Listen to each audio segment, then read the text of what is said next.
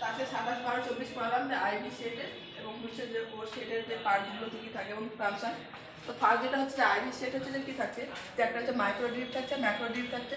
Micro ড্রিপটা যেমন হচ্ছে কি একটা চাইল্ডের ক্ষেত্রে ইউজ করছি, এখানে ড্রপ ফ্যাক্টর থাকছে যে 60 ড্রপ পার ml থাকছে।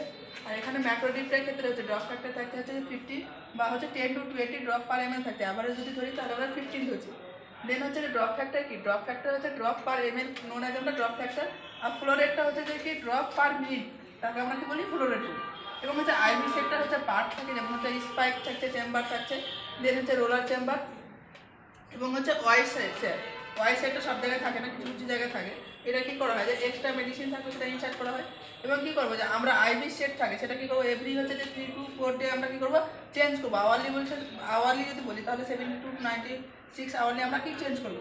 দেন হচ্ছে যে আমরা কি এখানে কী করবো যে do not hang IV bottle more than 24 hours, যে আমরা কী করবো না যে 24 আওয়ার্সের বেশি কী করবো না, যে ফ্লুইডটাকে আমরা ঝুলিয়ে রাখবো না। দেন হচ্ছে রোলার চেম্বার কী করবো আমরা সেট দ্য ফ্লো রেট, যে রোলার চেম্বার সাথে আমরা ফ্লো রেটটা সেট করবো। এটা কী করবো place roller chamber below the কত 2 to 5 সেমি বিলো দ্য হচ্ছে ডিপ চেম্বার। যে ডিপ চেম্বার থাকবে সেটাতে কী করবো 2 to 5 সেমি বিল করবো। এটা কী করে যে আমরা কাজের সুবিধাতে যেন করবো। যেন হচ্ছে ওয়াই সাইড হচ্ছে যে সোজা ওয়াই সাইডে গিভেন কী করবো অ্যাডিশনাল ফ্লুইড অ্যান্ড মেডিসিন। যে ওয়াই সাইড দিয়ে কী করবো আমরা যে অ্যাডিশনাল কোনো এক্সট্রা মেডিসিন থাকে সেটা কী করবো আমরা দেবো। কন্ট্রাইন্ডিকেশন মানে কখন কখন আমরা হচ্ছে যে কি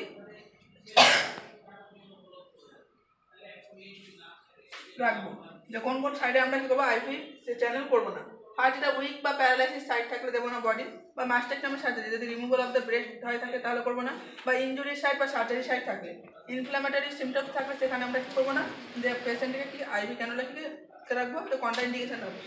দেন হচ্ছে যে কি স্পাইকের পার্টটা যদি কী করে যে গ্রাউন্ডে বা ফ্লোরে টাচ করে যায় বা আদার সারফেসে, তাহলে আমরা কী করবো ইন দিস কন্ডিশন আমরা কী করবো take a new IV set. কারণ কী করবো যে এখানে হচ্ছে রিস্ক অফ সিস্টেমিক ইনফেকশন হওয়ার সম্ভাবনা থাকছে।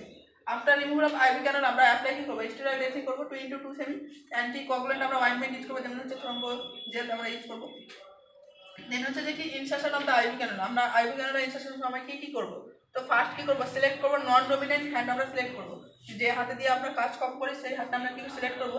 এখানে কী করবো আমরা টুর্নিকেট অ্যাপ্লাই করবো। টুর্নিকেটটা কোথায় অ্যাপ্লাই করবো, যে যেখানে করবো তার থেকে কী করবো যে 10 to 15 হচ্ছে কি সেভাবে করবো, বা অ্যান্টি ক্যাপিটাল ফোর্সের এভাবে করবো।